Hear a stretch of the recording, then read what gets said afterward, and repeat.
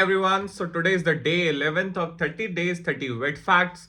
So today's wet fact will be presented by Dr. Saksham Sharma. So stay tuned. Hey everyone, this is Dr. Saksham Sharma.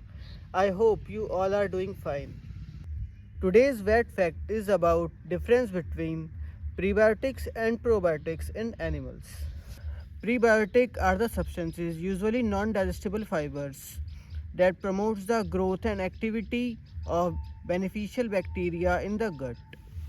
Probiotics, on the other hand, are live beneficial bacteria that we consume, provide health benefits by maintaining or improving the balance of the gut microbes that are actually live microorganisms that confer the positive effect on the host. In animals, prebiotics and probiotics work together to support a healthy gut microbes and promoting digestion and overall well-being.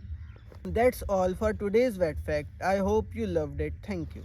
Thank you, Dr. Saksham Sharma. That was such a great and informative video. Thank you so much for the information. I hope you love the video. So please hit the like button, share the video, comment down in the comment box. I hope you loved it. Stay tuned for more such wet facts. Love you all.